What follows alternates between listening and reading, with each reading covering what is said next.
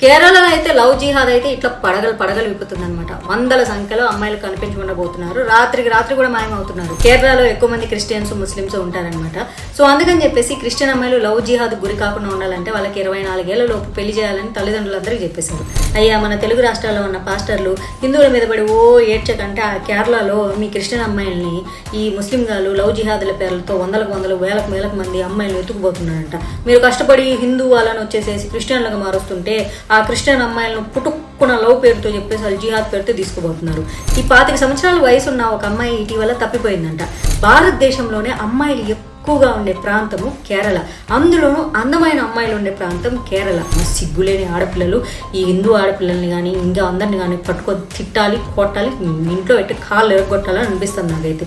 ఆ పాకిస్తాన్లో ముఖం మీద మైకులు పెట్టి అమ్మాయిలకు మీరు భారతదేశ ముస్లింలను పెళ్లి చేసుకుంటారా అంటే 99 అమ్మాయిలు నో అని చెప్పారు. వాళ్ళ దగ్గర పోయి నువ్వు బానిస బతుకుతూ పిల్లల్ని కానీ యంత్రంలా తయారవుతావు, నీతో పాటు ఇంకో నలుగురిని కూడా తీసుకొచ్చి పెడతారు, నువ్వు సవతి అవుతావు. అసలు హిందూ ధర్మంలో ఉన్నంత స్వేచ్ఛ భూమి మీద ఆడడానికి ఇంకెక్కడా కూడా లేదు.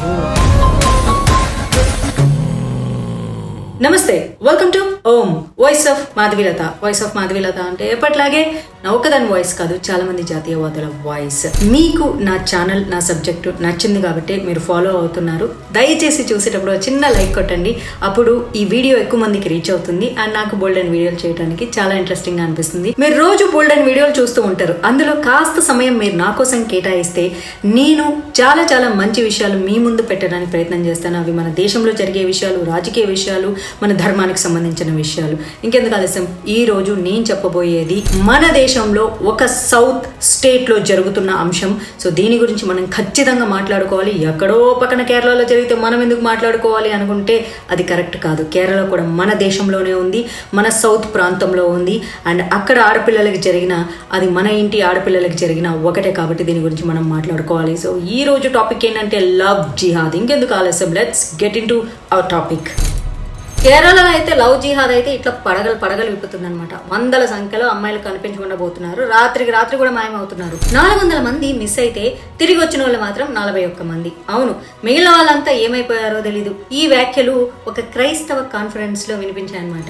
బీజేపీ మాజీ ఎమ్మెల్యే పిసి జార్జ్ తాజాగా ఈ వ్యాఖ్యలు చేశారనమాట. పాలాలో మాదక ద్రవ్యాలకు వ్యతిరేకంగా జరిగిన ఓ ప్రోగ్రామ్ లో అయితే పిసి జార్జ్ ఈ విషయం గురించి మాట్లాడారు. కొట్టాయంలోని మీనాచల్ తాలూకాలో దాదాపు 400 మంది అమ్మాయిలు లవ్ జిహాద్ లో చిక్కుకున్నారని చెప్పేశారు. వారిలో కేవలం 41 మంది మాత్రమే తిరిగి వచ్చారని కూడా చెప్పారు. ముఖ్యంగా అయితే క్రిస్టియన్ అమ్మాయిలు ఎక్కువగా లవ్ జిహాద్ కి బలవుతున్నారని ఆయన ఆరోపించారు. ఎందుకంటే కేరళలో ఎక్కువ మంది క్రిస్టియన్స్ ముస్లిమ్స్ ఉంటారనమాట.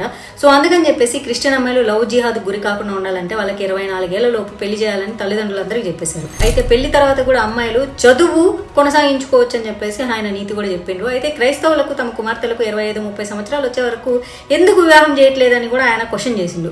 ఎందుకంటే అప్పటి వరకు వాళ్ళను ఇంట్లో ఉంచుకుంటే ఈ లవ్ జిహాదులకు బలయ్యే ప్రమాదం ఉందని చెప్పేసి చెప్పుకున్నారు. ఆయన కమ్యూనిటీకి చెప్పుకున్నారు. ఈ 25 సంవత్సరాల వయసు ఉన్న ఒక అమ్మాయి ఇటీవల తప్పిపోయిందంట. రాత్రి 9:30 ఇంట్లో నుంచి వెళ్ళిపోయిందని కూడా చెప్పేశారు. ఈ అమ్మాయికి 25 సంవత్సరాల వరకు పెళ్లి చేయకుండా ఇంట్లో ఉంచినందుకు ఆమె తండ్రిని బ్లేమ్ చేయాలని చెప్పేసి ఆయన అన్నారు. ఎందుకంటే నిజానికి కేరళలో లవ్ జిహాద్కి కేవలం హిందువులే కాదు, క్రైస్తవ అమ్మాయిలు కూడా బలైపోతున్నారు. ఎస్, ఏంటంటే ముస్లింలు క్రైస్తవుల్ని, హిందూస్ ని టార్గెట్ చేస్తారు. ఈ జిహాద్ అనేది ముస్లిమ్స్ చేస్తారు కాబట్టి కేరళలో ఎక్కువ మంది క్రిస్టియన్స్ ఉన్నారు కాబట్టి ఇంకా హిందువులను క్రిస్టియన్లను వాళ్ళు టార్గెట్ చేస్తారు. 2019లో మైనారిటీ కమిషన్ వైస్ చైర్మన్ ఉన్న జార్జ్ కురియన్ కేంద్ర హోంశాఖ కు లెటర్ కూడా రాశారు. అందులో లవ్ జిహాద్కి క్రైస్తవ అమ్మాయిలు ఎట్లా బలవుతున్నారో కూడా ఆయన చెప్పిండు.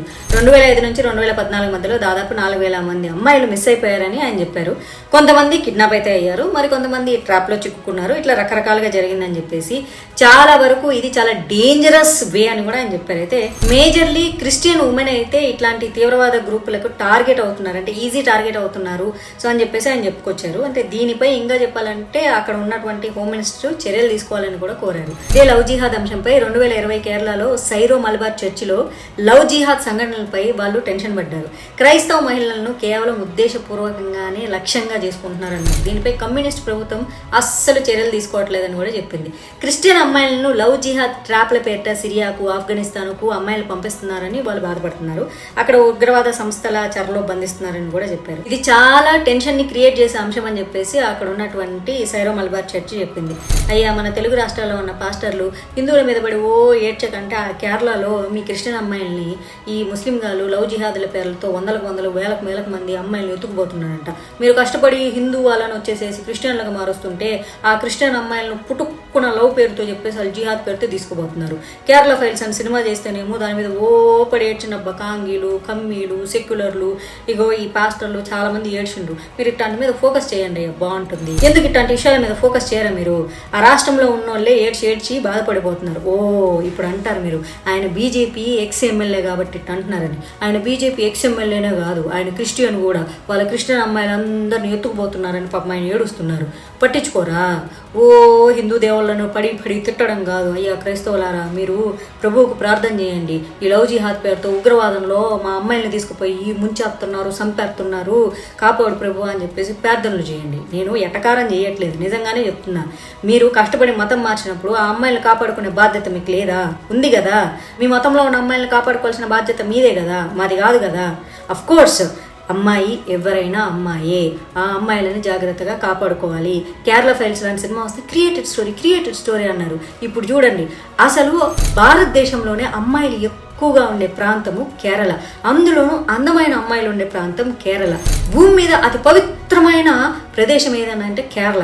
ఆ అద్భుతమైన దేవుళ్ళు కొలువై ఉన్న నేలని కాస్త ఇటు సగం క్రిస్టియానిటీ, సగం ముస్లింలు చేసేసి ఇప్పుడు ముస్లింలు అక్కడ మైనారిటీలు కాదు, మెజారిటీలు.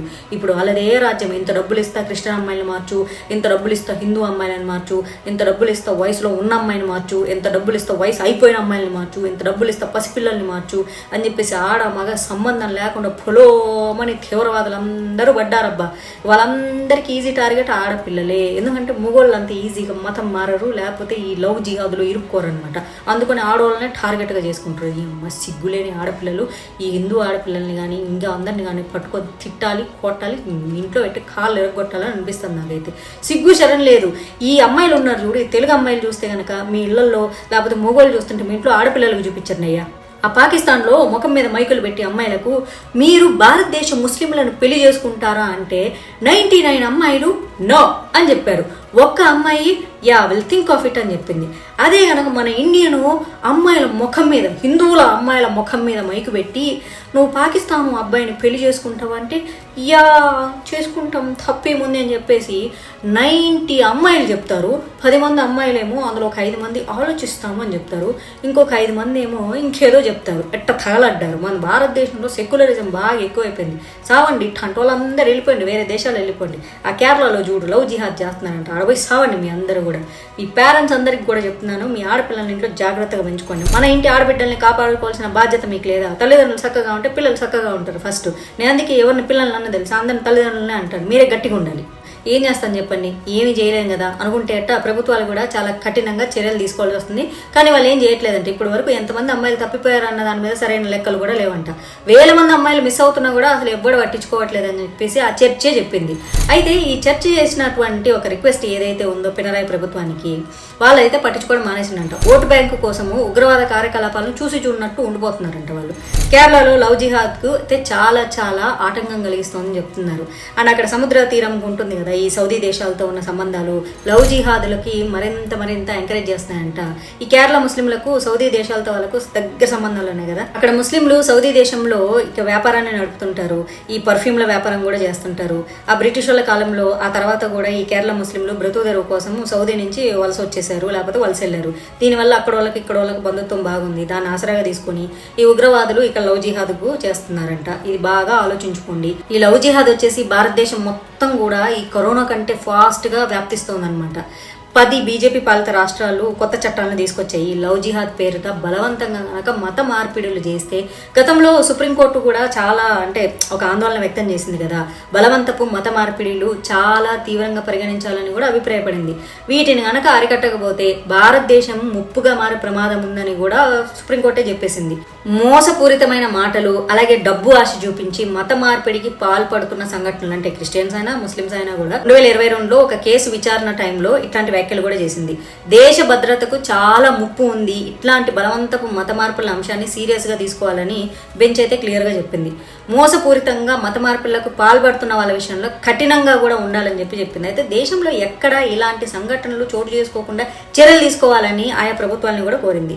లేకపోతే తీవ్ర పరిణామాలు ఎదుర్కోవాల్సి వస్తుందని కూడా హెచ్చరించింది. ఏముంది, భారతదేశం కాస్త ఏ క్రిస్టియన్ కంట్రీనో ఏ ముస్లిం కంట్రీనో అయిపోతుంది. ఇక్కడ ఆల్రెడీ హిందువులు ప్రస్తుతానికి మైనారిటీ బతుకుతున్నారు. రేపు పొద్దున రోడ్ల మీద తిండి కోసం కూడా అడుక్కు తినాల్సి వస్తుంది. మరి లవ్ జిహాద్కి అయితే ప్యూర్గా కొన్ని ఉగ్రవాద సంస్థలు ప్రయత్నాలు 100% చేస్తున్నాయి. కొన్నేళ్ల క్రితం అయితే హిజ్బుత్ తహ్రీర్, ఇలా పేర్లు నోరు కూడా తిరగవు, ఉగ్రవాద సంస్థ వచ్చేసి ఒక మాడ్యూల్ని భగ్నం చేసినప్పుడు కూడా ఈ లవ్ జిహాద్ అంశం అయితే అప్పుడు బయటకు వచ్చింది. ఈ సంస్థ లవ్ జిహాద్ కోసం మస్తు డబ్బులు కూడా ఇస్తుంది. ఈ సంగతి మన ఎన్ఐఏ వాళ్ళే చెప్పారు. మరోవైపు కేరళలో పిఎఫ్ఐ ఉంది కదా, దాన్ని మనం బ్యాన్ చేయకముందు ఈ సంస్థ లవ్ జిహాద్ కోసం బోల్డ్ అని డబ్బులు ఖర్చు పెట్టింది.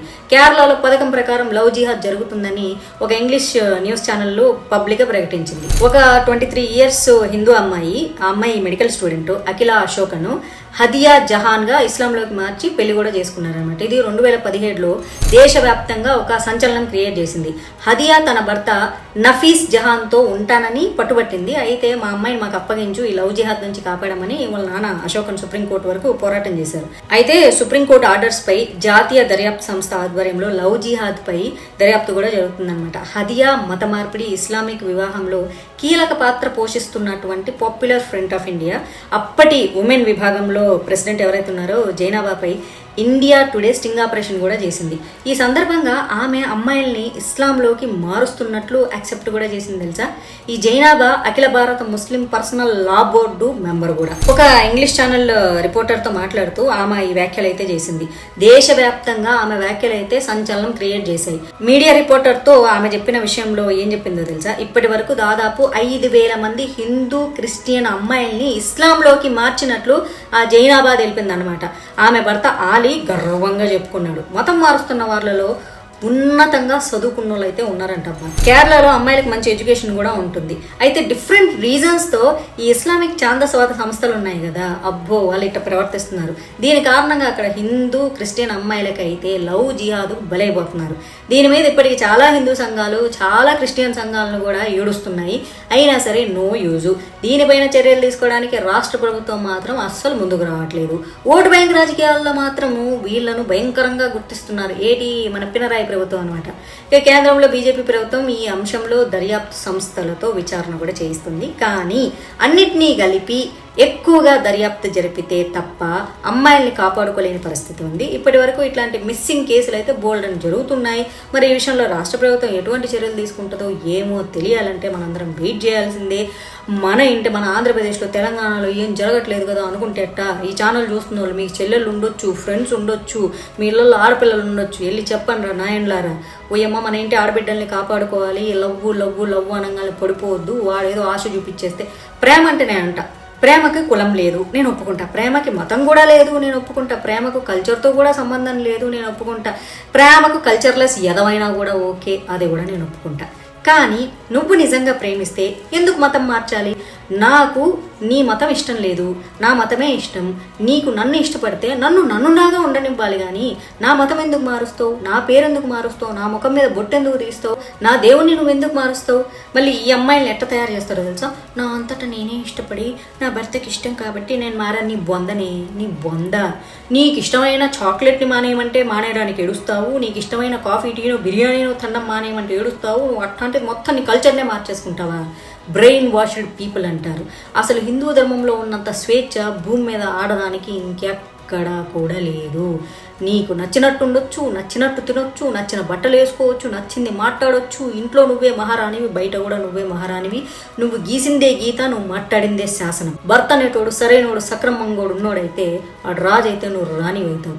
వాళ్ళ దగ్గర పోయి నువ్వు బానిస బతుకుతావు, పిల్లల్ని కానీ యంత్రంలా తయారవుతావు. నీతో పాటు ఇంకో నలుగురిని కూడా తీసుకొచ్చి పడతారు, నువ్వు సవతి అవుతావు. కాబట్టి మీ ఇంట్లో ఆడబిడ్డలకు సరిగ్గా నేర్పించండి. నేను ఏ మతాన్ని ద్వేషించట్లేదు. ముస్లింలు వాళ్ళ మతాన్ని వాళ్ళు చాలా సక్రమంగా ఫాలో అవుతున్నారు. అలాగే క్రిస్టియన్లు వాళ్ళ మతాన్ని వాళ్ళు సక్రమంగా ఫాలో అవుతున్నారు, హిందూ ఆడపిల్లలు సరిగ్గా లేరు. ఈ మతం మారిన క్రిస్టియన్స్ కూడా ఒకప్పుడు హిందువులే కాబట్టి ఈ గొర్రె బుద్ధి వాళ్ళకి ఆటోమేటిక్గా ఉంటుంది, ఈ మారిపోయే గుణం కూడా వాళ్ళకి ఆటోమేటిక్గా ఉంటుంది. కాబట్టి ఎవరైతే ఇస్లాంలోకి వెళ్ళిపోయి మారిన ఆడపిల్లలు ఉన్నారో వాళ్ళతో స్నేహం చేసేటప్పుడు కూడా జాగ్రత్తగా ఉన్నాను. ఇలాంటి ఒక ఇన్సిడెంట్ నా చిన్నప్పుడు కూడా జరిగింది, అది మీకు చెప్తాను. నన్ను మతం మార్చడానికి ప్రయత్నం చేసిన సంఘటన ఇందులో చెప్తే బాగోదు, కానీ ఇంకొక సెపరేట్ వీడియో చేసి పెడతా, ఓకేనా? ఈ వీడియో నచ్చితే కనుక లైక్ కొట్టండి, 10 మందికి షేర్ చేయండి. It is very very important. మళ్ళీ ఒక మంచి వీడియోతో కలుస్తాను. అంతవరకు నేను సైతం దేశం కోసం. జై హింద్, జై భారత్.